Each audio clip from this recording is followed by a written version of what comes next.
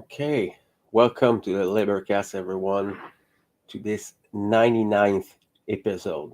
Next one will be the 100th episode of the LIBERcast, and I'm gonna try to do something special for the people on this incredible journey that I took for what I consider the right thing to do, and having this connection with people and their knowledge and their wisdom at the same time, and growing up in the introspection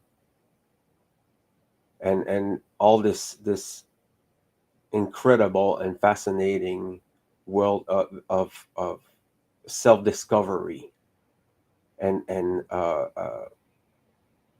empathy and empathy and not just empathy. It would be more like this unity we have with ourselves, with the world around, and the people that we're sharing a life with, and this deep connection makes us humans. And I'm so grateful to be part of this great work, and putting some time and efforts to bring a understanding and a door for the people to contemplate on, and put this knowledge in front. So I'm bring up something. We are part of the one great work, and I'm proud of it to be part of this incredible aggregate of people who are studying occult and morality and and natural law and history and things like that. There's like a bunch of, I think that we're 70 now. I'm not sure about it, but there's a bunch of people there. French, if you want some French stuff, there's some there on the page. So go there and encourage these incredible researcher and people who are sacrificing their precious time to inform us. So I'm not gonna wait anymore, and I'm gonna bring up Douglas. Hey, thank you for being there, Douglas. Well, thanks for inviting me back on, Fred. It's been a while, and I'm really glad to be back on here with you. Yeah, I'm so I was looking forward to this, in and moving and turning another page on the ancient mysteries and the traditions of this world, of the modern world that we're living in. And I have a lot of demand for this kind of information on my side, and I have the chance to have a collective that I'm glad to be part of, and helping me to grow up and share their knowledge, and I'm glad that you are here tonight, and I'm thank you so much for sharing with us tonight. I appreciate Well, it. thank you again, Fred, for inviting me back on. So it's my pleasure. So just quickly talk about your path and where you're coming from, and what quickly go over your bio. Well, I had Nate Cap basically kicking my ass to get into the work. And he had found some documentaries, back in the early 2000, around 2005 probably. And he kept trying to get me to watch them. I didn't want to watch them, and I'd get halfway through them and just fall off, or just, and I started having the emotional reactions to them. But he persisted, and eventually, he got me to sit all the way through Zeitgeist. And the original Zeitgeist had just a brief, basic explanation of the solar myth. and connected that to Christianity and the other religions, and that made a lot of sense to me. So I became intrigued about the solar myth, but from there, mostly I went into Alex Jones, and several years in the golden years of Alex Jones, really picked up a lot of political science there. And the show has changed format some. It doesn't seem as informative in that respect as it used to, because I did learn a lot about the political sciences. But when it comes to understanding, for instance, communism, I mean, I can tell you it's in a way a lifetime study, because it's really just another term for socialism, which is the belief in man's authority, and in that lies all of the potential for the corruption, because man is fallible. And we're going to find out basically that everything in these government systems are essentially just euphemisms for slavery. But there is a semantical dilemma understanding the terms in the political science. But from Alex Jones's work, I got into some of the early Santos Bonacci, and he had some good work on solar myth. That's what was intriguing me, and through there I ended up finding Mark Passio's work, and that's really what blew the lid off. And I started to understand the occult, and then exploring into the mystery traditions, but also I had seen the movie Apocalypse Now, and that had a tremendous impact on me. And I went into the books in Kurtz's library there, which were The Golden Bough and Ritual Romance by Jesse L. Weston. And, The Golden Bough, which is an essential resource for understanding culture at a deep level. Though I would take umbrage with Fraser's conclusions, the voluminous amount of work that he's done does provide us at least access to get a glimpse into this vast array of culture on this planet. And that's basically my story. And the chronology for me was somewhat important. Had I found Mark's work really early, I probably wouldn't have been ready for it. But when I did find Mark's work, I felt like it was right on time, and I really went deeply into that. And I put a lot of emphasis. I recommend anybody really trying to understand the occult, watch his natural law seminar and really study it, and then move on to podcast 1 and work your way through, and take good notes and use the resources that he's suggesting and covering, and take yourself very seriously, because, one of the dilemmas that we all probably share is when we go looking for answers, we don't really find a lot of people that are going to have the answers that we're actually seeking out.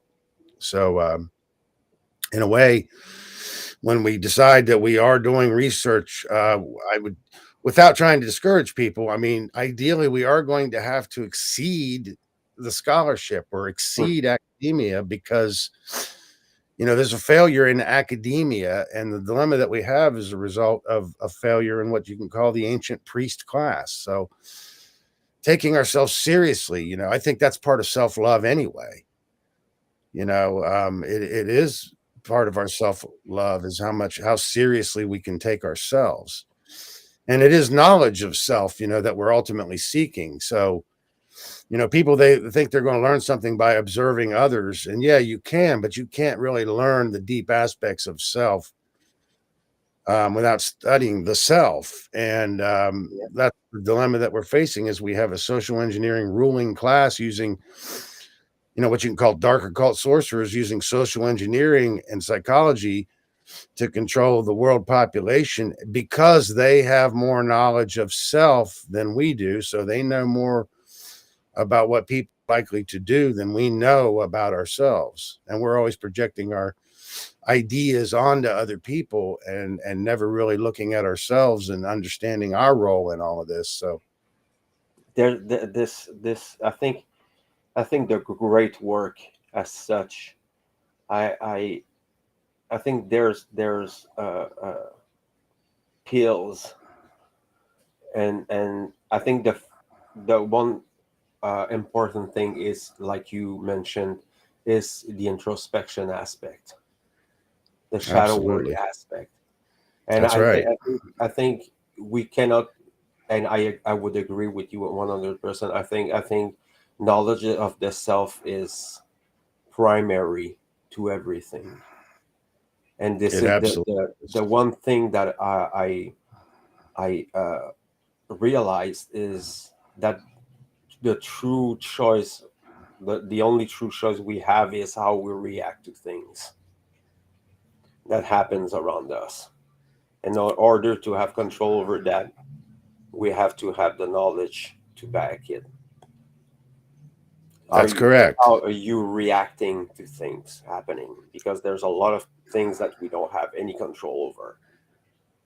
And That's correct. sadly, the eugenicists of this world, they are masters of this science, and we're like not even novices.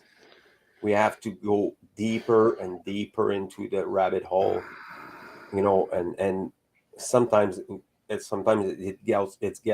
gets overwhelming, because you start to Sure. see it, you start to see the patterns emerging from this world that we're all sharing. And it sometimes it can be, I know I repeat myself, but I think it's the good word for that. It's overwhelming.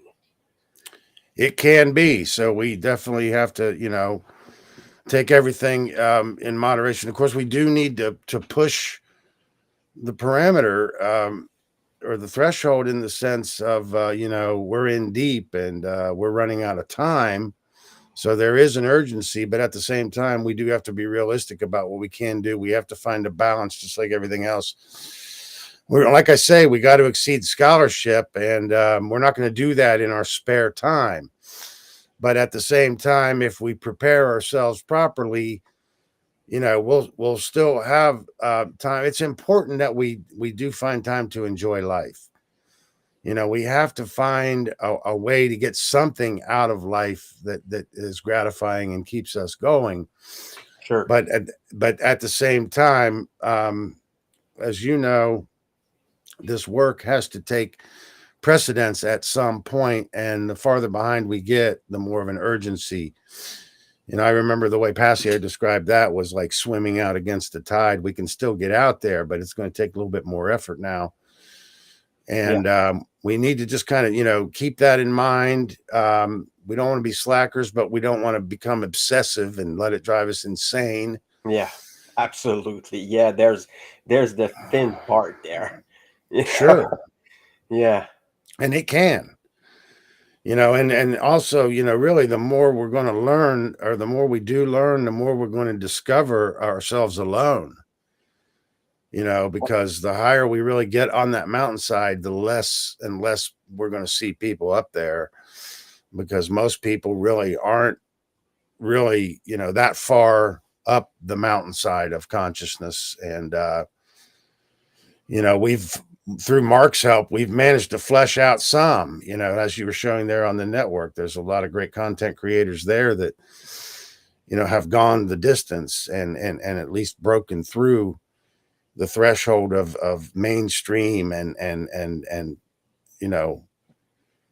taking in some of the alternative information. And it's a good thing, because I can't even imagine where we'd be now without that network. But again, taking it as an individual responsibility is really Yep. what I'm talking about. And I'm always excited to talk to you, Fred, because I know you have a deep care, and that's what it takes. That care. When we get frustrated, when we get angry, we have to transmute that into compelling ourselves to push it farther. Yep. And use that energy to push ourselves into the scholarship, into the diligence that it takes. Yeah. And it takes a lot. See, I don't want to discourage people, because it's part of taking yourself seriously. It's part of self-love, is understanding that like if we make an appeal to academia, they have certain hoops that they want us to jump through.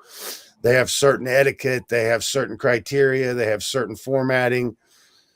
And, I mean, on one hand, we could just say, never mind all that. Let's just get down to the information. But on the other hand, that's part of our, our progress as a species in the sense of, better behavior, or potentially, we're behaving. I'm not saying we're censoring ourselves or we should censor ourselves. I'm just saying, we should be able to meet uh, to a certain degree of the criteria.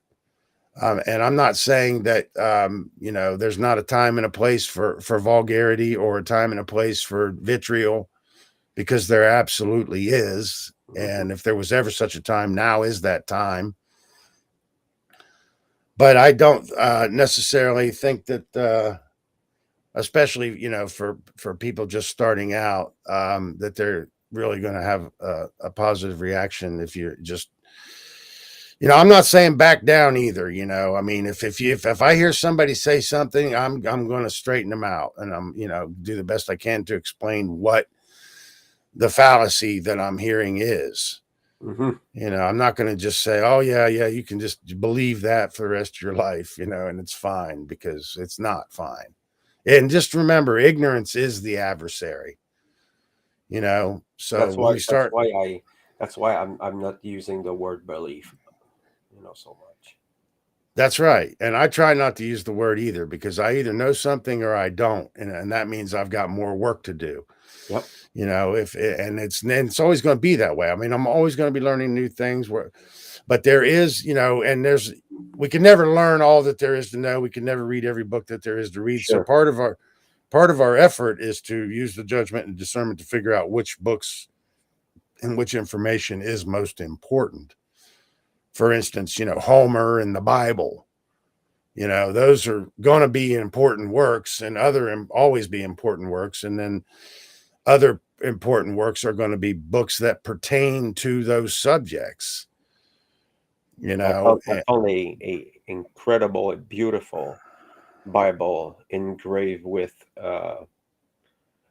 Freemasonic symbolism on it. I stumbled upon by maybe I've by seen some. Yeah, coincidence. It was a beautiful, and it cost me only $20. I was like, and it's a beautiful, incredible book.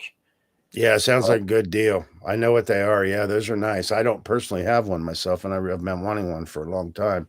Yeah, steel cases. Oh, nice. Yeah, they're incredible. But So you go ahead, Fred. go on. So I usually, that's why I'm bringing people like you gentlemen on the show. Is I'm I tend to have chosen a path more into the shadow working and the introspection and the psychology and the relation that it has with the occult and symbolism. And in fact, the history it's intimately connected to it, and how to look into this incredible timeline that we are coming from, and how much it impacted our lives, societally, in the society, and as individuals, and how much it is powerful, this information, and how much we need to push it out and talk to people about it. And this is where all the only thing that drives that is care.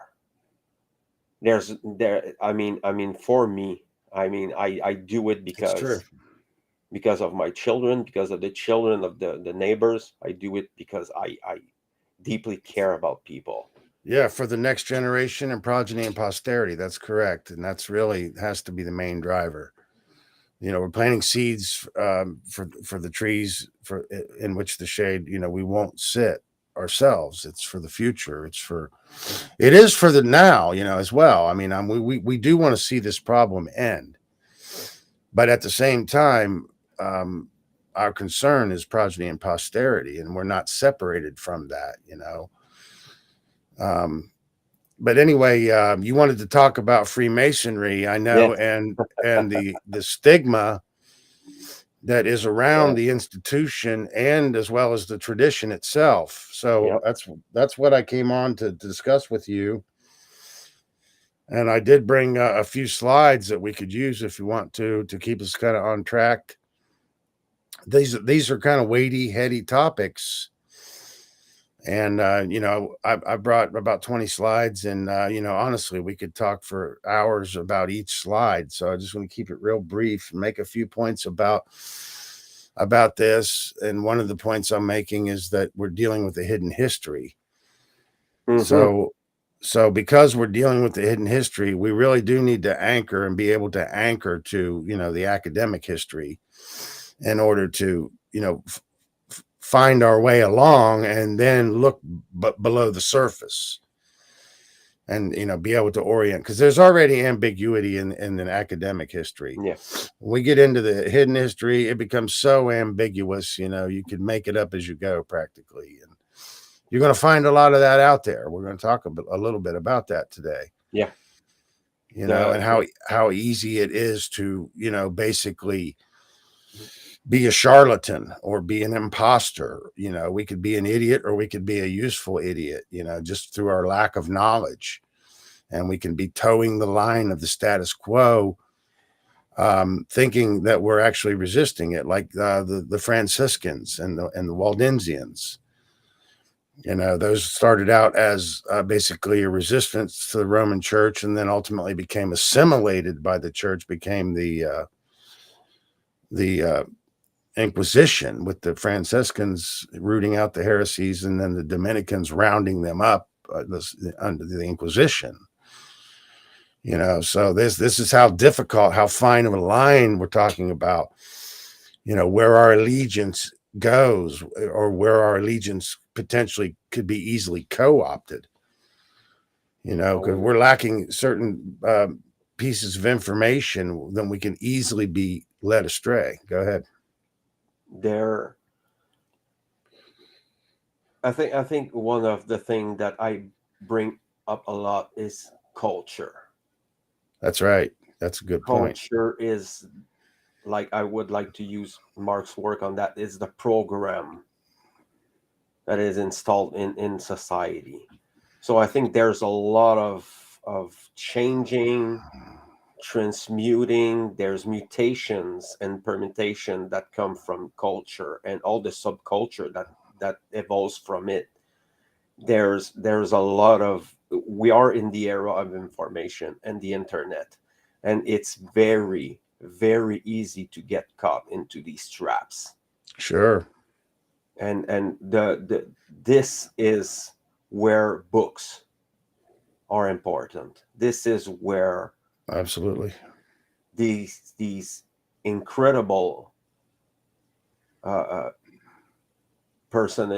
these incredible characters that we had the chance to share this information from them. And I'm talking about oh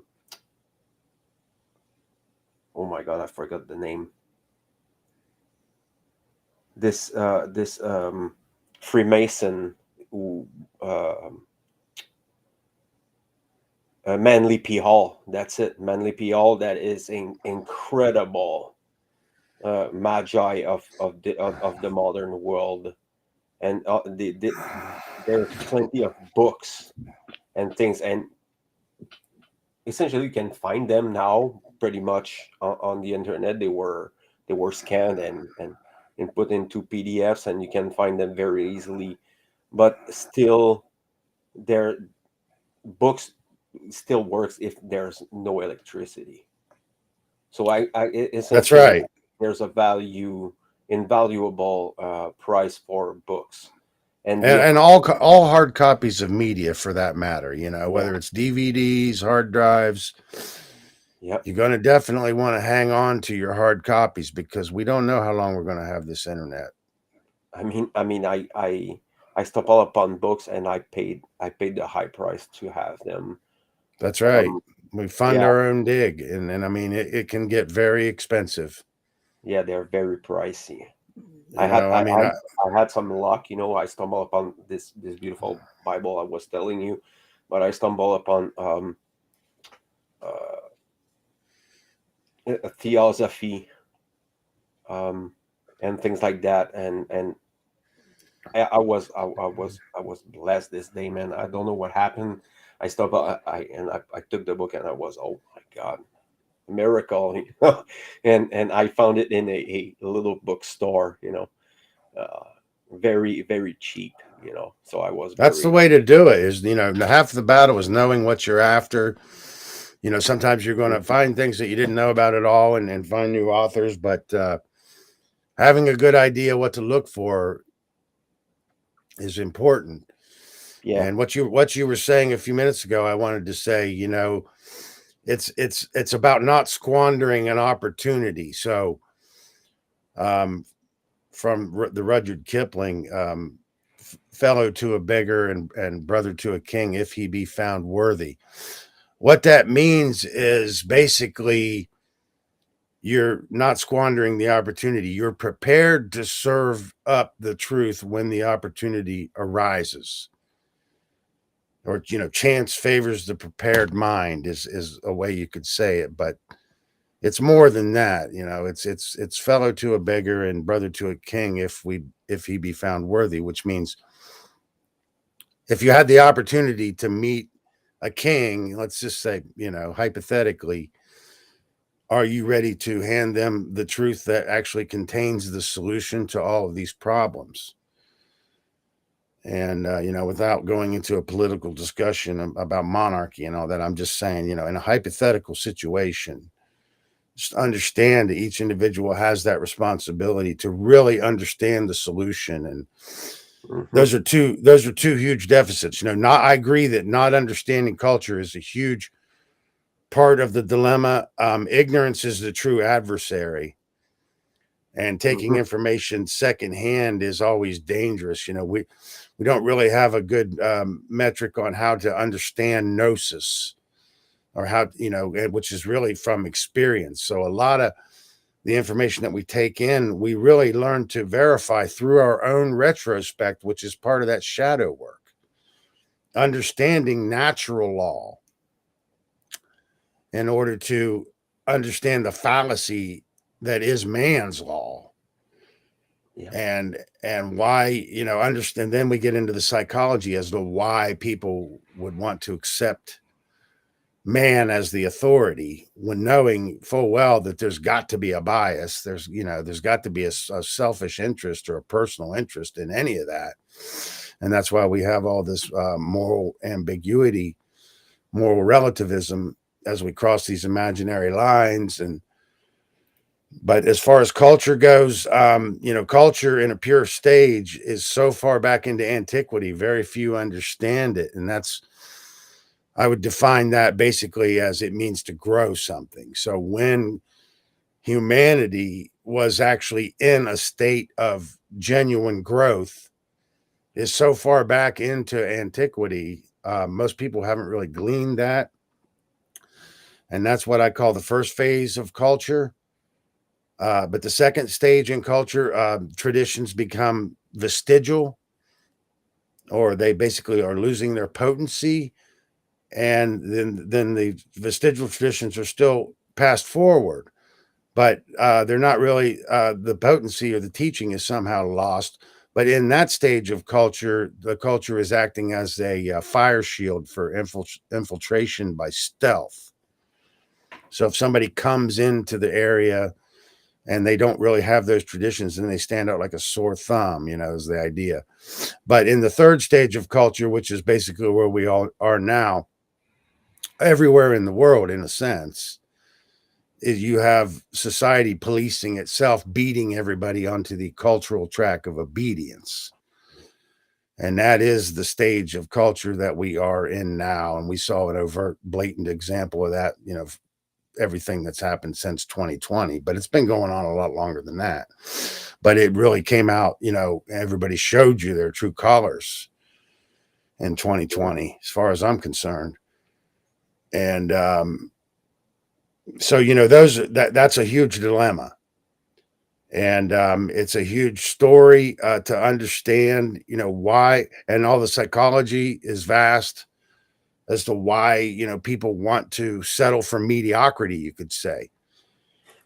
Because the settling for the mediocrity or the idea that we can just have things lukewarm, like in the Enlightenment, lukewarm it's a bad place to be. We're intoxicated in the Pierian spring because we're drinking the shallow drafts. We haven't taken a deep enough drink to really understand and see through the intoxicating novelty of new knowledge. For instance, it's like in the Arthurian legend, what they call chapel perilous. So you recognize the forces in nature, but you can't tell whether they are there to hinder or aid you in your journey. It's that phenomenon. Yeah. But it's the same thing. It's about lukewarm. It's just half measures avail us nothing. So we really have to be going, willing to go the distance. Go ahead. There's a I mean, all the knowledge that come from all second information instead of the one that you're the information about this knowledge about yourself is must come first, like Agreed. we were said. And why do I say that? And when it's the relation with natural law is that natural law will bring balance to your being, morally, psychologically, emotionally, and physically.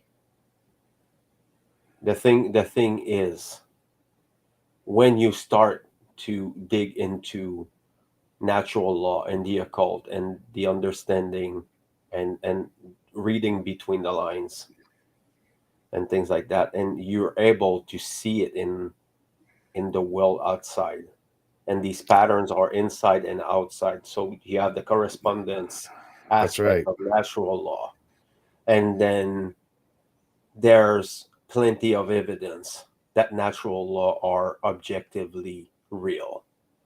It is Absolutely. everywhere, every day, every minute of your life. That's You're right. intimately connected to that. And once you realize how interconnected everything is, you don't believe in coincidence anymore. That's right. I Coincidence I, is I just a do law not not understood. Yeah. yeah, I do not believe in it. I don't see it anymore because there's things that will happier, and I'm not talking necessarily about a material things. It's gonna be the behavior of someone else or a person or a context or an environment.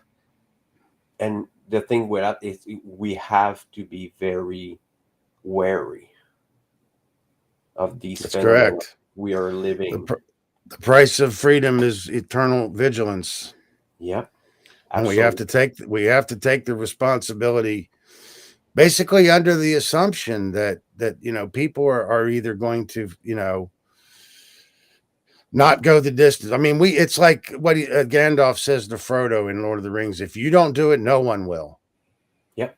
If you're not willing to take the ring into Mordor, then no one will. And it is what you're talking about. We are creating our own reality through what's going on inside of our minds, inside of ourselves. That's what's projecting into the external world, onto the screen. And it's our responsibility to order our own house Yep. before we can expect to see order manifesting in the external world. We can't give something that we don't have. So if we don't have our own house in order, then how can we expect to see the order manifesting in the external world? Is basically what that comes down to. Yep. And we didn't even begin to talk about, we can like go deep into that, you know, or Sure. the inversion of natural law and That's exactly what it is. Yep. It's Yeah, it's so man's law. upside down. Man wants to arbitrate truth, and that's a God complex. And then in the arbitrating or the desire to arbitrate the truth, we are rejecting the actual truth. And you see this in a phenomenon where people are actually just trying to totally distance themselves, completely separate themselves from nature. They want to destroy nature because they want to live in a mental construct, a man-made mental construct. Some people don't even want to have, grass in their yard, or they want to be completely separated from nature as much as, they want to live in a concrete jungle is what I'm trying to say. That's why we live in apartment. So it's, I'm just saying, you can see that phenomenon with people actually making a conscious effort to actually distance themselves, disconnect themselves completely from nature. Oh my God. And you can totally see it. Absolutely. It's Yes. the behavior. It's That's right. very changing. When you go into the big cities and then you go live. I moved into a more rural place recently, and you can totally see it, the difference between the two. You have this constant buzzing and people, and there's millions of them, like walking and running and like all stressed up, and Sirens and noises and yeah. beeping and buzzing and And what they're doing helicopters on the and, weekend, they're going outside and go in nature. well, This is that's a good sign. I mean, yeah.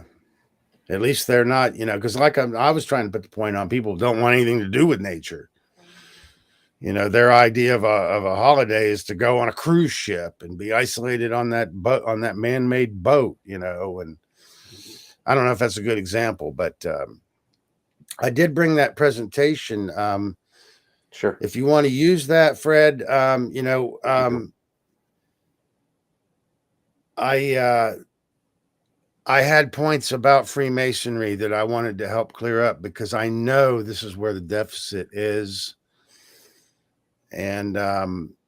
there's probably not a lot of people that will be able to explain this. That's why I wanted to, when you asked for some help, I wanted to see if I could help out with this because you know what the stigma around this whole tradition is. So Yes. I guess I'll just go ahead and start making these basic points. In the modern world, basically we have the lodge system, and it's basically comprised of the York Rite and the Scottish Rite, with which both basically originated in England. And there's a little bit of ambiguity about the dates and when, but it's largely after the 17th century that Freemasonry emerged and established in 1717 as the first lodge, which was the Apple Tree Tavern. And that's essentially late in the game in a sense because the tradition itself is much older. So there's a semantical dilemma. The whole word Freemasonry has a stigma around it. And that's basically because it's defying the orthodoxy, which in this case is the Roman Church. So the stigma around the word Freemasonry, it comes from the Roman Church campaign to, basically assimilate all other traditions into it. And it's all the symbolism from other traditions, and then anything it could not assimilate into it wanted to destroy.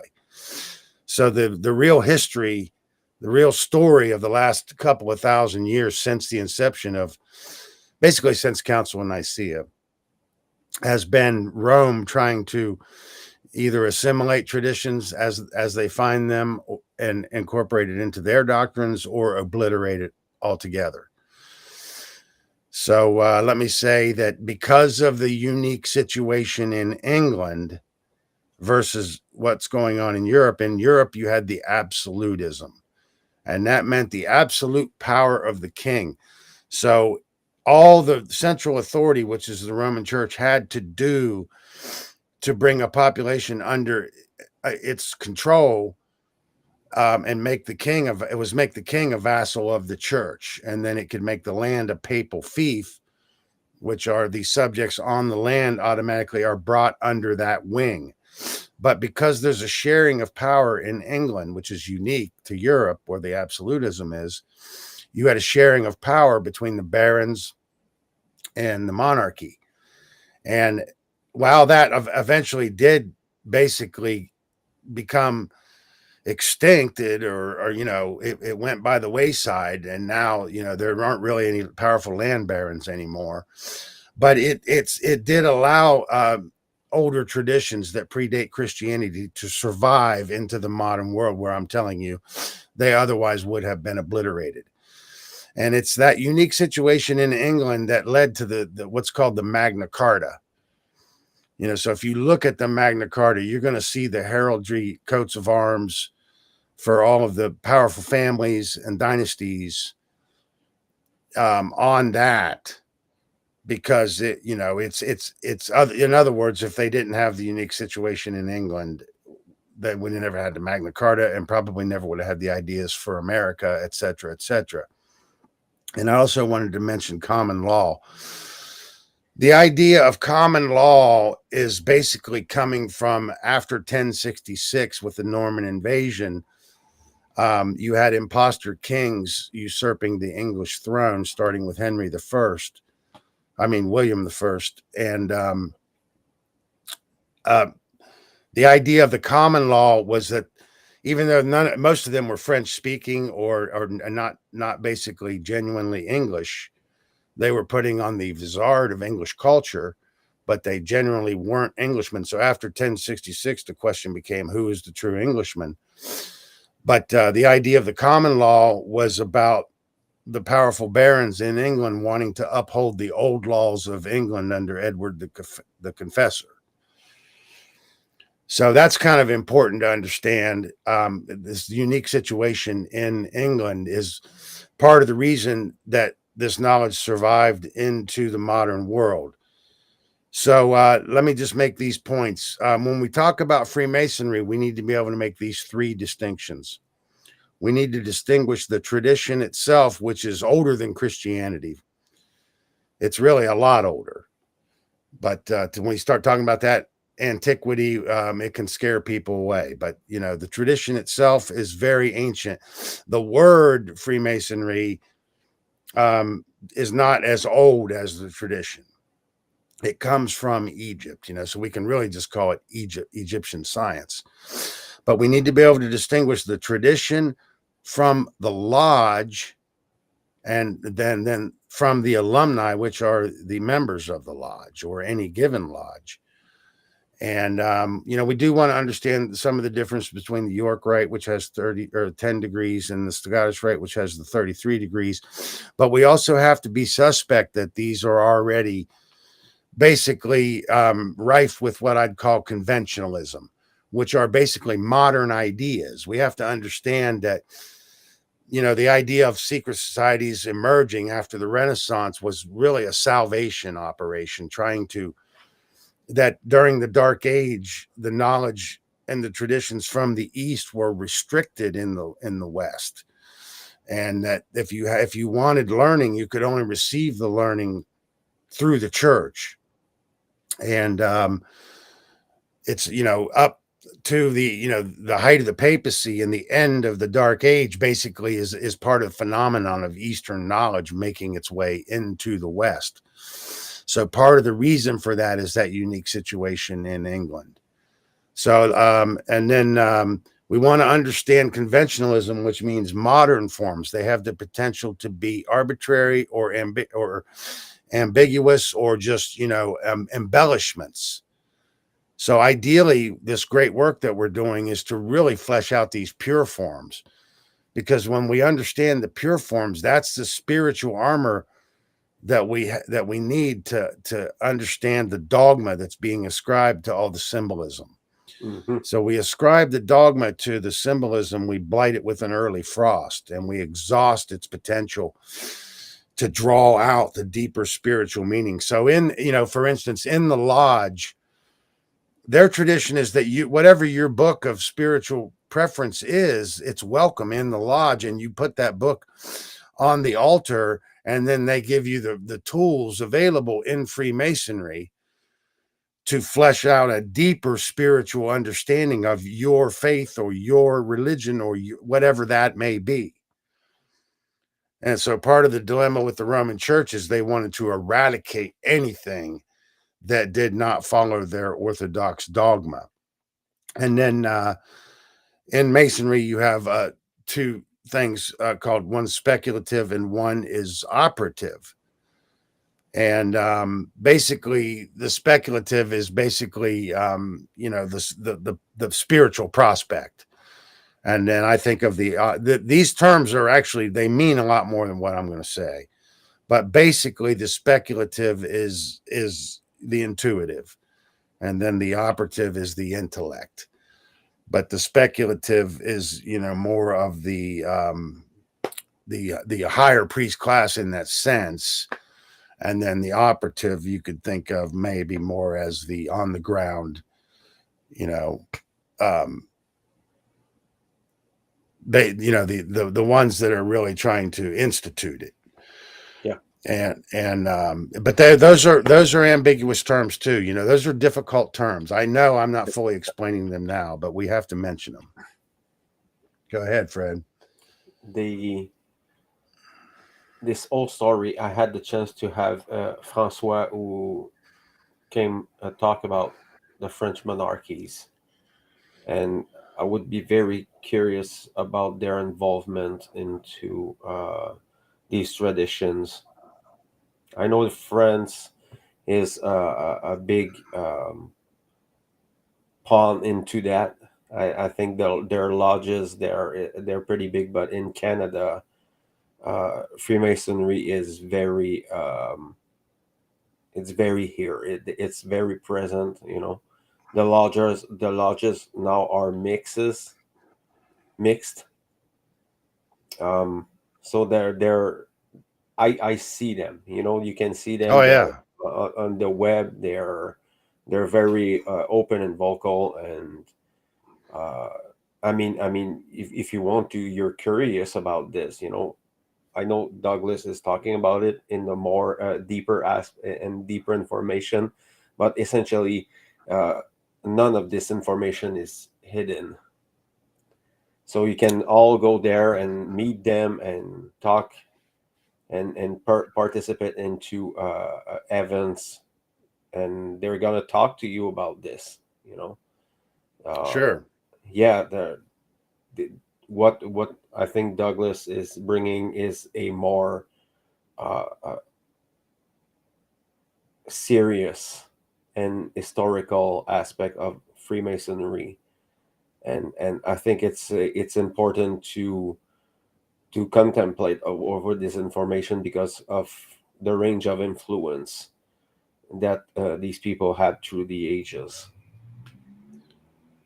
That's right. And we have to understand that the emergence of the lodges, and first thing I'll say, once an institution establishes above ground, above sub rosa, it's immediately going to be infiltrated by special interests, and they're going to take the traditions and and then corrupt those, and then exploit that in the light of day to create a stigma around it.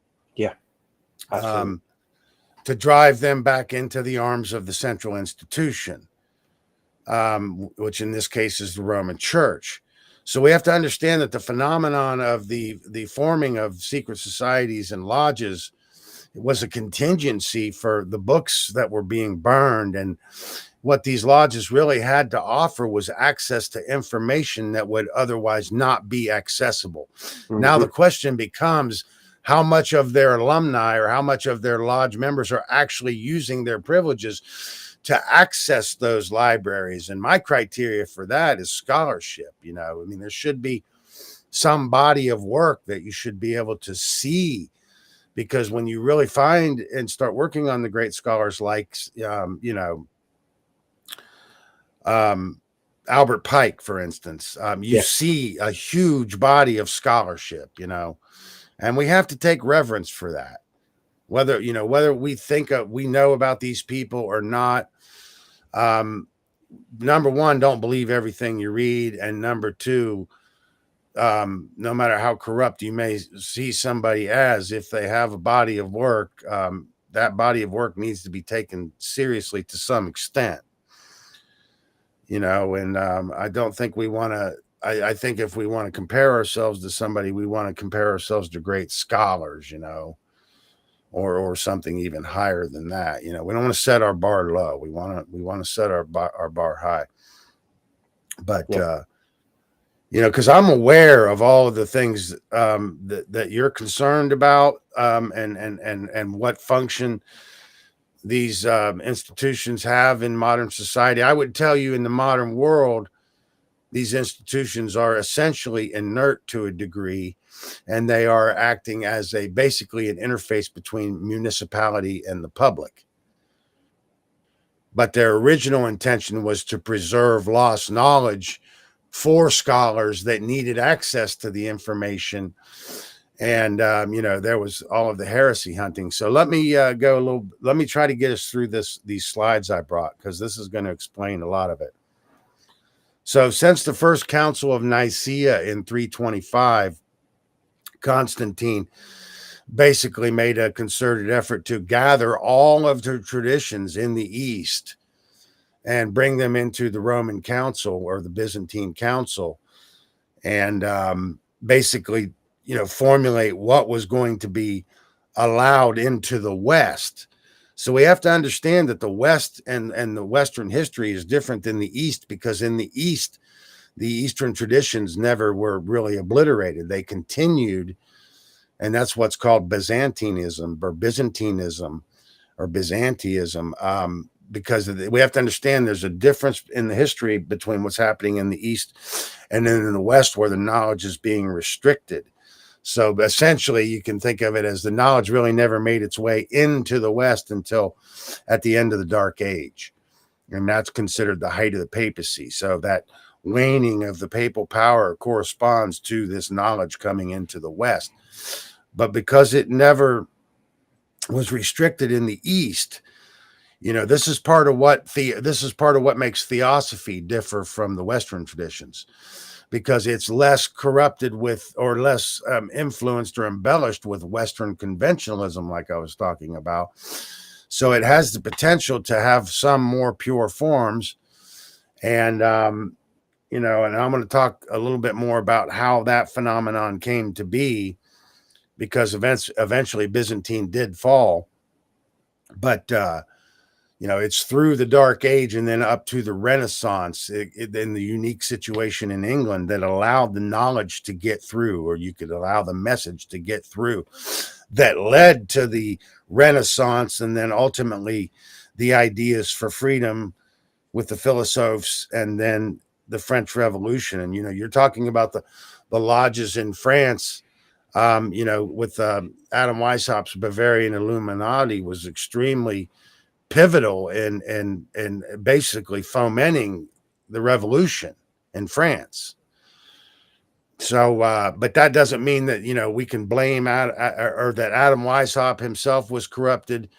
We have to understand that, you know, his ambition to bring Eastern traditions into academia were immediately co-opted by special interests. And, you know, quite frankly, it's a quagmire. It's a huge mess. And then we start all this finger pointing and blame game, and we get the terms, you know, Illuminati, which, you know, it's a term we have to deal with. But at the same time, it's very ambiguous, and it has a stigma around it too now. Yeah. So we have to take a tremendous responsibility, because ideally it is a failure in the priest class. So that basically throws it on the shoulder of the average person. Now we're all responsible for really understanding ourselves and our lost history and the knowledge that we still have available to us.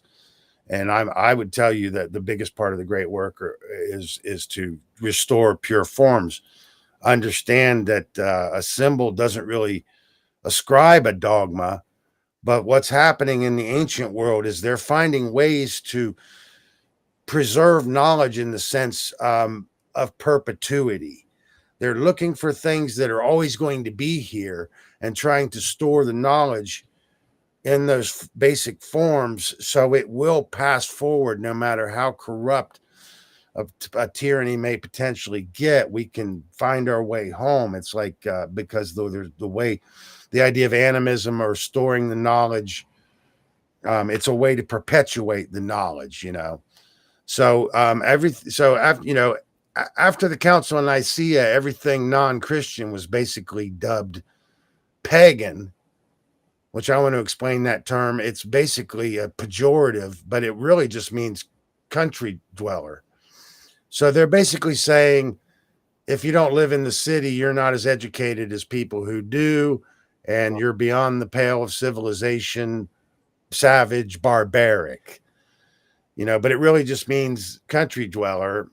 Um, but in the sense of world history, the term pagan implies a heretic or unorthodox, you could say. Mm-hmm. And the threat to the central institution is that, if we understand what they call paganism, which are traditions that predate the Roman Church, then we have a chance to penetrate the pre-Christian world. And the central institution is extremely threatened by that. So everything after the Council of Nicaea, basically anything non-Christian was dubbed pagan, and then heresy hunting became the new sport. So, and then you had the rise of the Inquisition and all of that. So, those are some of the points I wanted to make. Let me just see if I can just fly through these slides real quick and get us on track. So in the Dark Age, the point I wanted to make about that is that learning could only be received from the monks, and that, their monks were not that well educated anyway. But if you wanted to receive any learning, they were basically the only ones that had access to knowledge, and you had to learn Latin to get to that. So there is rife. The illiteracy is basically ubiquitous outside of the priest class. But see, their monks aren't really that well educated anyway. And following the Renaissance, then you have the phenomenon of the Jesuits, which are basically agents of the church, but now they're educating their priest class with deeper esoteric knowledge, and that's a risk for the central institution, because they have the potential to get off their leash. Mm-hmm. They could turn with that extra knowledge and actually start trying to inform the people. So the main thing about the Dark Age is there's a limited amount of knowledge, but it also implies a barbaric age. And it also implies that there's very little history. Most of the history that we have comes from epitaphs and eulogies. There's not very many scribes for chronicling the Dark Age history. Yeah. So, it means all of those things. And then, so like I was talking about the monks, if you wanted to learn, you could only receive the learning through their priest class, which were their monks. And then, there's a lot we could say about that, but that's not really the points I want to make. Okay, there it goes. So yeah, then we go ahead. The path of civilization seems to be turning around revolutions and changings. And I think we can, throughout the history, I had the chance to study a little bit of about the story of the Second World War and the implication of everyone in that. Um, and when you look into the ages, you can see all these groups and creeds and cults all around, uh, uh, watering down the information. And some people sequestered it. They kept it for themselves. Some did it. For good reasons and for nefarious reasons. Yeah, I think some of them did it because of fear of being ostracized or killed. Absolutely. Yeah, and I have all the respect for these people. I don't know them, but I thank them. A lot of gratitude for these men and women who kept this information alive. Through the ages. That's right.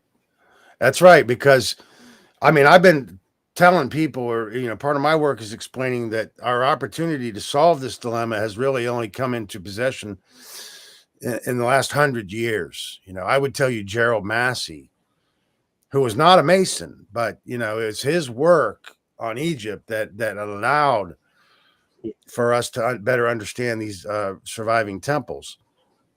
But at the end of the Dark Age, they began the Crusades in 1095. And Urban II started the First Crusade, and what's unique about the First Crusade is they basically took, all of the dregs of society and allowed them basically amnesty if they would participate in the Mm, crusade. So they had a lot of the most barbaric people, marching in that crusade, and they went into Jerusalem. Supposedly they were wading, neck deep in blood. And the time you get the Second Crusade, I wanted to say, um, um, I'm something's escaping me here, but the First Crusade is unique because you had the dregs of society, you had the most violent offenders, participating in that crusade, and yeah, um, under salvationism. oh yeah, right. Well, it's it's the agenda of the church.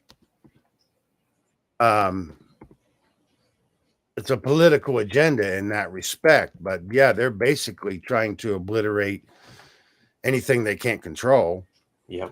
or indoctrinate anything they can't um, indoctrinate. Um, The thing is with the Crusades is the the the the death, of these pagan, if we can say, call them pagans, tribes and people and civilization that were completely exterminated because they didn't want to adhere to this monotheist religion. And the it was a massacre. Millions, hundreds of million people were killed. Children, women, and men, and elderly people were, and a lot of knowledge was lost into this thing. I don't think, maybe lost by the fire, but I think there's a lot of information and precious information that was taken away from the people. And there's you were talking about Egypt, and it's still very, very influential in the modern world. And we can see it in the patterns of the culture, and the the symbolism they're using from these people, this civilization, um, and it's an incredible thing to look to, the connection between Freemasonry and Egyptian and Judaism is incredible there. There's a rabbit hole you can, the, Right. All they, those they are coming from Abraham doctrine, which is a solar yeah, doctrine. yeah, And what that means is it's basically religions formed out of an ancient science about astronomy and the path of the sun, yeah, and that the mythology had been stored in the path of the sun, which became a mythological story that became embellished with anthropomorphized characters, and then it's literalized and historicized. But I wanted to point out the difference in the Second Crusade was that when the Muslims conquered Jerusalem and took Jerusalem back, see, it's important to understand that conquering is one thing and then holding is another. So even though the Christians were able to conquer Jerusalem, they were never really able to hold it because they eventually became overwhelmed by the population of the Muslims. But when Saladin took back Jerusalem, he had a genius stroke, because the first crusade, the Christians had really tarnished the image of the church with their barbarity. And when Saladin took back Jerusalem, he did not slaughter all of the people, all of the Christians, and that gave him a moral integrity that the Christians had tarnished their own image and their own yep, reputation with their barbarity in the first crusade. So that was a real genius stroke on behalf of Saladin, and that's one of the things to distinguish about the Crusades. But again, it's driven by this idea of this heresy hunting, that they're trying to basically establish this indelible orthodoxy, and they're either absorbing existing cultures into their tradition, and changing place names and naming them after Christian patriarchs, or they're obliterating everything in their wake. And then you have the Albigensian Crusade, and it basically took place from 1209 to 1229. So it was basically a 20-year campaign. And you had all of the artisans and craftspeople gathering in the Languedoc region of France and southwestern Europe. And that includes Jews and Christians too. But when they went in there, basically the Pope basically ordered to kill them all and let God sort them out, or kill them all and God will know his own. It was a barbaric campaign of slaughter. And it's important to understand, because at the end of the Dark Age, that's when the craft guilds formed. But to understand that part of the dichotomy that struggled through the ages of history is the ruling class versus the working class, or the what you can call the aristocracy versus the middle class, which basically started as a merchant class in Phoenicia because they had advantages with better shipbuilding, and they conquered the trade routes early on, and that began to rival the aristocracy in Greece, in the ancient world. But that struggle is evident between the aristocracy, which is the landholders, and then what became an emerging middle class, controlling the trade routes through better shipbuilding, and this artisan class that became the target in the Albigensian Crusade. So what I'm saying is the aristocracy has kind of always had the artisans and the the craftspeople in their sights, and that's always been part of the struggle that we're dealing with here. So it's important to understand this Albigensian Crusade. This is part of understanding Freemasonry. So we talked a little bit about the Byzantinism, which meant that during the Dark Age, the Eastern traditions were restricted in the West, but they continued in Byzantinism. And then this is why in the modern world, the mysteries emerged in the West are a little bit different than what we find in the East, which is the Theosophy. And it's part of the phenomenon. The Byzantinism is really very much part of what's happening now. So we're talking about the Renaissance. So what was happening in Albigensia, for instance, is what ultimately leads to the Renaissance. But also, people were becoming disheveled about the Orthodox Christianity, so they're starting to look for ambiguity in the doctrines. And I wanted to talk about the cult of Mary. So I don't know if I got that slide out of order or what happened, but It's there. In the 100 Years' War under Edward III, when Edward went into Calais, he basically had captured 6 of the burghers, and he was going to put them to death. And his wife Philippe pleaded for his mercy, and this is either related or influenced the emergence of this cult of Mary, which was basically I would tell you ultimately became a symbol of a feminine symbol of compassion that they ultimately became utilized as a tool for the patriarchy, which is back into the Christian orthodoxy. But the idea of the Reformation itself was that there was going to be less orthodoxy, and that the Christian church was going to be a little bit more tolerant. And this is what led to the Council of Trent, where basically the Catholic Church reorganized and basically decided, well, we can't eradicate this Protestantism. We're going to try to regulate it. But what it really amounted to was the church basically spreading its wings and allowing everybody to have 31 flavors, and which is really 30,000 different sects of Christianity now, as long as they accept the historical Christ. That's where the Roman Church is deriving its power, because it's actually a claim to a lineage through Peter, to that claim to the Most High. So it's a blood lineage that they're basing their claim on. So as long as any of these other alternative versions of the Christianity would accept the historical Jesus, then it wasn't seen as much of a threat to the orthodoxy.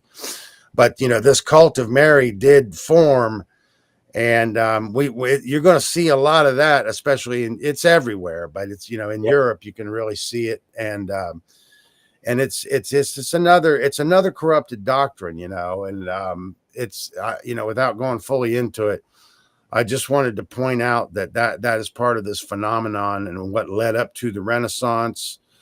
And then you had this Council of Trent where they're basically trying to regulate it. Now, these Jesuits, I wanted to make a point about, like I say, this is where they're better at the point where, because the older knowledge is emerging in the West, the church needed a contingency. So that means they had to risk better educating their own priest class and send them farther away from the central institution, which meant there was more potential for them to get off of their leash, or to, actually try to educate people instead of trying to enforce this orthodoxy. So there was a risk. It was a gamble for the church. But it's a phenomenon of the Renaissance. And I wanted to make that point. So, and then you had the emergence of Rosicrucianism, and there's ambiguity. This comes out of the cult of Mary also, but, basically Rosicrucianism has 2 doctrines, the Fama Fraternitatis and the Confessio Fraternitatis. And A.E. Waite, who is responsible for the Waite Rider tarot deck, and was an occultist, he wants to say that basically those doctrines are the source of this Rosicrucianism, and it's not really necessarily true. I mean, ideally, I would tell you at a certain point that A.E. Waite was basically serving the interests of the orthodoxy, even though he was exploring occultism. He either didn't go far enough with it, or he basically started believing his own press. But we can trace Rosicrucianism Rosicrucianism back to at least the 10th century. And that's in Harold Bailey's work. And he's very advanced, but that's Bayley. And ideally, we can trace it back to the Neoplatonism in the 18th dynasty in Egypt under Akhenaten. And basically, we can find traces of the Rosicrucianism there. So, that gets us way back. But I wanted to mention that. And Interesting. let me just, and then we had the forming of the Apple Tree Tavern in 1717 and the Lodge Masonry. And I won't bore us by reading that slide, but here I made this slide to put the emphasis on making this distinction. So when we use the term Freemasonry, we want to absolutely make sure we distinguish the lodge, which is the institution, from its alumni, which are its members or its fraternity, and then distinguish both of those from what the tradition is itself. Mm-hmm. Because like I said, the forming of the lodge could only be serving a benevolent purpose if its mission is to, preserve occulted knowledge or hidden knowledge. And then I brought the slide on A.E. Waite. You can read a little bit about him. And I want to talk about William Morgan for a second. He was supposed to be an anti-Mason, and then basically arrested for spreading so-called secrets of the lodge, and then basically disappeared, which was a huge controversy. And I would tell you it was all a psyop to demonize and marginalize the lodge. And that's the kind of thing that's going on. And I wanted to mention one thing about the Vikings. I see the Vikings as a phenomenon that happened between the 9th and 11th century. And I've been studying this, and this is very deep, but I'm going to say it. And this is the first place I've really ever said it. But I think that was a contingency, this 9/11, because it's not 9, or it's not 9, it's not 11, it's at 10.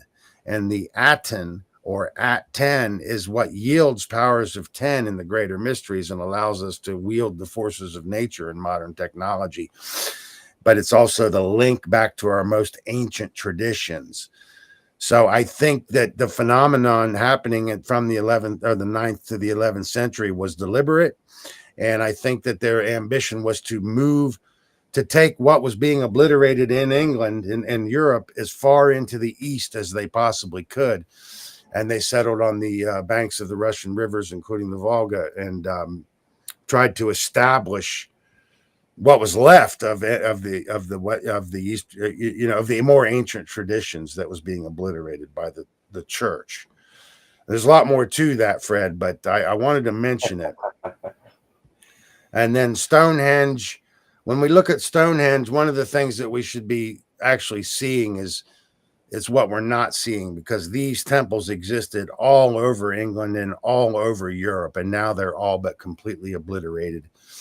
And they are ancient Druidic temples, but we just want to keep in mind that the term Druid is ambiguous because it basically implies an ancient roving secret society. And I wanted to talk about the Knights Templar a little bit. Basically, the Templar was a phenomenon of what were called the Hospitallers. And the Hospitallers acted as a contingency in the old world and through the Dark Ages to, try to protect the population against tyranny. So they basically acted to keep the reigning powers in check. And then they were basically assimilated or co-opted by the church and then, involved in the crusade.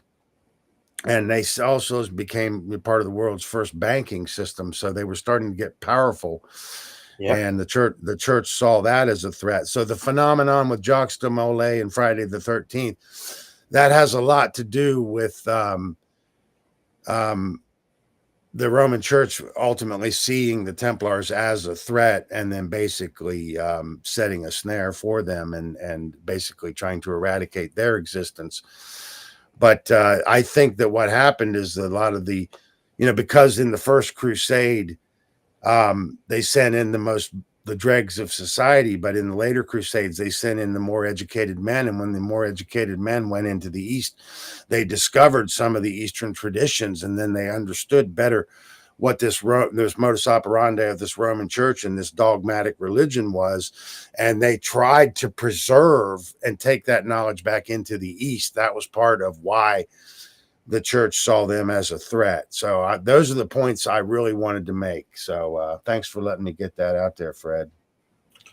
The the Old Templar is by itself a lifelong study, Yeah, and all of these very, subjects are very absolutely. their history is fascinating, and Sure. and And it's ambiguous. yeah, and their involvement in the modern world through these lines, these bloodlines, and There is nepotism, when we say bloodlines, want to understand, yeah, the nepotism is very real phenomenon, and what that means is basically if you set up your own business, then the municipality can change the zoning laws and shut you down, and then their officials can come in and buy it up for pennies on the dollar and stick their brother-in-law in there and give him your business, who needs a job or whatever. That's what's going on. yeah, That's why most of the bars and most of the impound yards and locksmiths and glass repair people are all either related to the police or former police themselves. hmm. Yeah, and I heard that pirates, the pirate we see in the history, in the stories, Sure. these very intelligent men that were like they were geniuses. They after the Catholic Church uh, tried to kill them and put them in prisons, they let a bunch of them live, and these people went with their treasures, with with um with boats, and then these people, what sound the bell for me is they're able to find their way through the stars, and that takes a lot of deep knowledge to do that. They were not like brutes or things like that. They were smart people. That's right. And Yeah. the other thing I brought apparently here I forgot to mention is King Arthur. The importance of King Arthur is part of what we really need to understand is the literature, because the literature is part of the claim to the Most High, and that this Arthurian legend had ideally come from an oral tradition, and then once it became presented in literary forms, there was ambiguity. So, what we really need to understand about this King Arthur is that the tradition belongs to England, and the literature basically belongs to Europe. And that's an advanced statement, but ideally, that's what we're going to find. And then the importance of the tradition itself. If you see there, the cross or the sword is the shape of a cross, Yep. and you have the Christian churches giving you an inert symbol of the Christian cross, whereas the Arthurian legend was trying to teach this internal sovereignty. Because by understanding our own internal sovereignty, then we can respect the sovereignty of others. So it was empowerment through the ancient traditions, which was a threat to the church, versus the disempowerment, the church wanting you to go through their emissaries, their middlemen, to get to true spirituality. That's a lot of what the phenomena is about. That's a lot of what the stigma around everything is.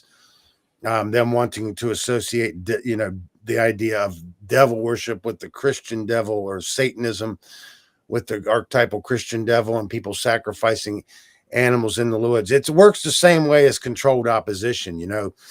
They become the better people are ready to accept the better of the devil, because the people that want to be the ruling class are perpetuating evil everywhere under the guise that they're the only ones that can save you from it. So Yeah. they'll have somebody sacrificing animals in the woods to drive you back into the arms of the orthodoxy. or you know what I mean, or they'll attack a village over here to sell you the idea that you need their protection, you know, or whatever. It's a controlled opposition modus operandi, Yeah, and and it's very I mean sophisticated. Yes, there, and we didn't even touch into Luciferianism, and the cult of Aton, but essentially there was a poisoning of the lodges during the ages, and there was a, a coup, a they did something, and I think the way that you keep it secret is by controlling the information that comes from. absolutely. Or the way the information is being perceived, Yeah, because when exactly. you really get into the deeper esoteric, mysteries and traditions, and then you discover the morning star, which is Venus, which is the star that is always shown in a or never shown in a whole aspect, or how am I saying that right? It's never seen in a whole aspect. It's always a crescent. It's a perpetual crescent, and we then the idea is to look at that and say, how could this orthodoxy that is making the claim to be the most high and the authority take that older knowledge and put a stigma around it? How can they use this? No, because see, people don't understand it. So the ignorance is the adversary.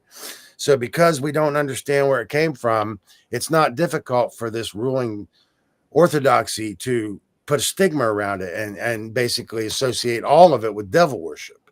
Yep, there's a lot It's of that, basically, by the way. yeah.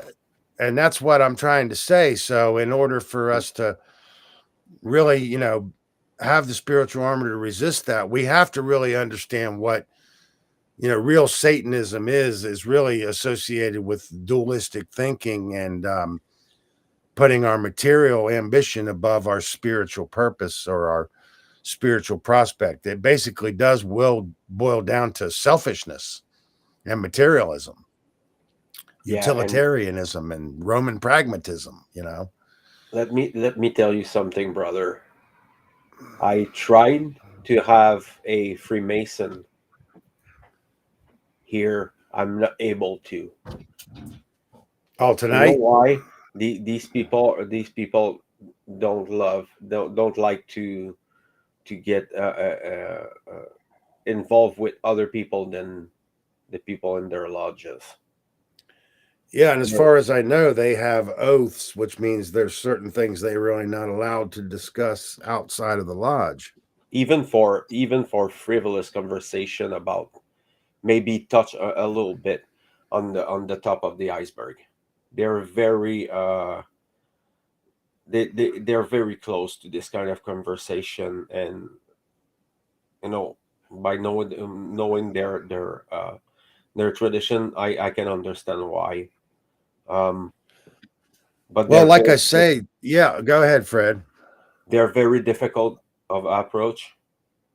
Okay, and I even for myself, when I come from hermeticism or animism or things like that, natural law and things Hmm. like that, and having this conversation is very difficult to approach, and most of the time they're getting very I maybe I didn't get the good ones, but there was a mockery side to it, and I tend to not get into like inane things like that. I invite them, and I try to Yeah. contact them, and if I respect their choices. I think it cut a little bit, so I'm gonna bring him back. Here we go. We'll see. It seems to have this problem connection. Um, yeah, so I'm gonna I'm gonna take it like they want to do it. They don't want to expose themselves. They don't want to talk about it, and it's very unfortunate in this side. From this side, I would really like to have them sharing about their knowledge and wisdom. Hello. Yes, here you go. Hello. Hello. Did you get me back in there yet? Yeah, you're already here. Am I back in here in the room? Yeah, you are. I really apologize for that. I have my power supply hooked up, but I didn't have the overhead. I didn't have the overhead light turned on, and that's the strip I'm using for power. So Yeah, it's okay. that was No problem. my fault there. But Yeah, yeah, so see, because what you're going to find is the same phenomenon I was talking about in the early church. You know, they're really not deeply educated. Like I say, how many of their members are really using their privilege to access these libraries and really flesh out the deeper esotericism and doing the scholarship and the diligence that's really required and you know, what is their true modus operandi or their true motives for wanting to be in the lodge? In most cases it's to bolster social strata. yeah, absolutely.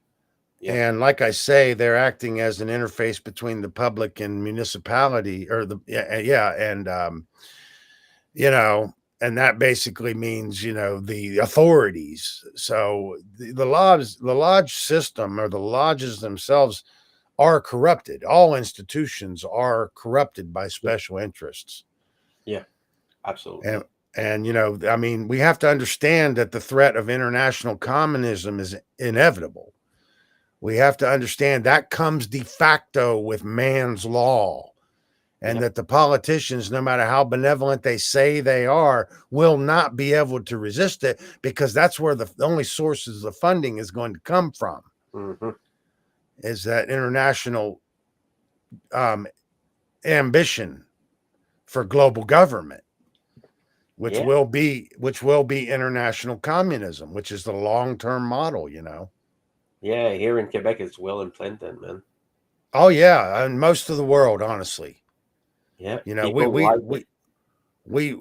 I mean, you and I are like you know, just a drop in the, I mean, we're a dying light here, you know. There's not much light right now. You and I are, as far, you know, maybe the only light out there right now that's, you know, speaking the knowledge that we're going to need to be able to resist this. There's not a lot of lights that understand the importance of this ancient wisdom and understanding what it means. We have to understand how far back it goes so we can understand how far it really has fallen and how corrupted it really has become. I mean, these are all part of the same equation, and Yeah, it's a frightening prospect. But you know, it takes a lot of courage to do what you're doing, Fred. So I commend you for that, and I really appreciate all of your efforts, and I love all of your work.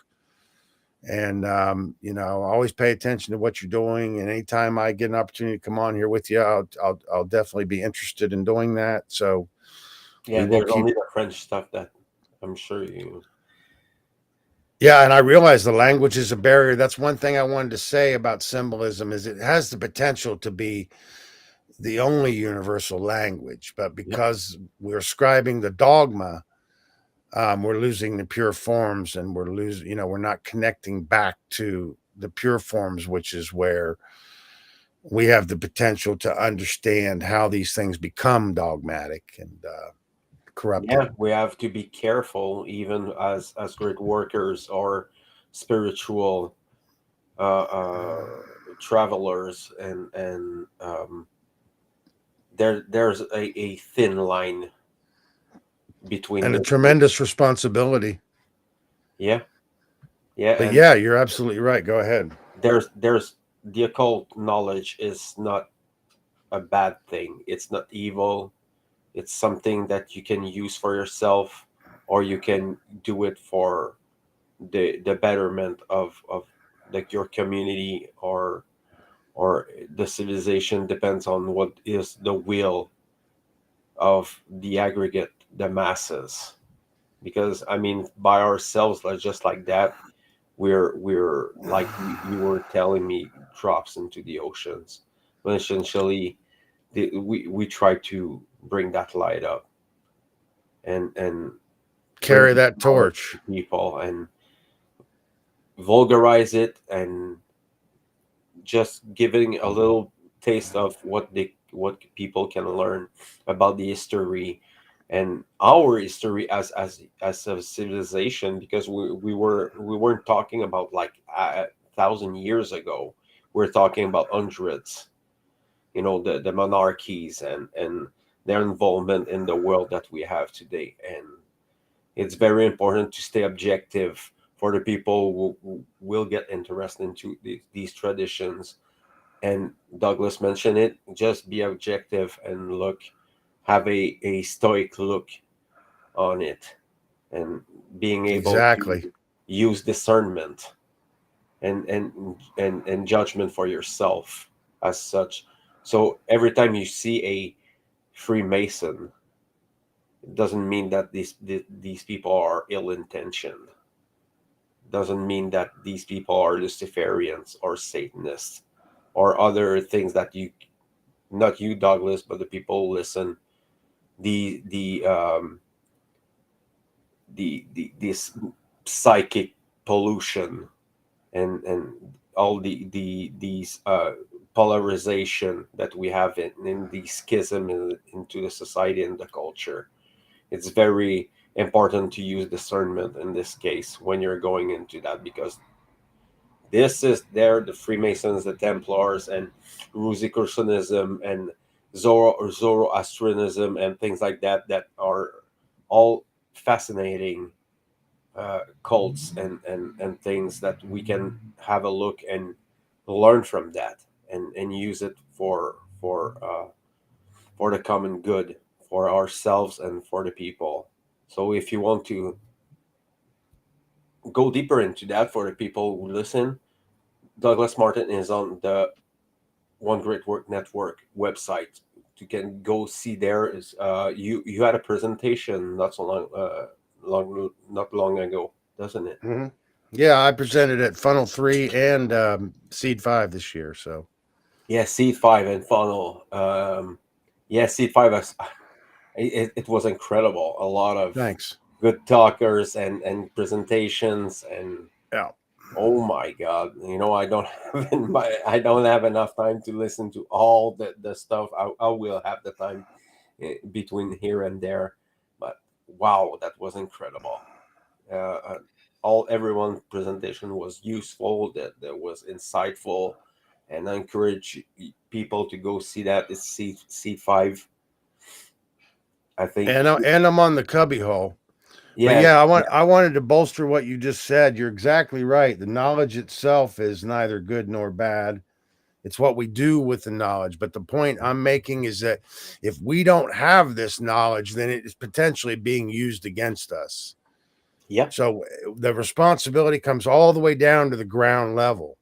yeah. Each individual has the responsibility. Otherwise, we may think we're not getting fooled, but we are, because we don't Oh have enough yes. knowledge, and it's mostly knowledge of self, like you said. So Hmm. So thank you again, Douglas. We ran through this.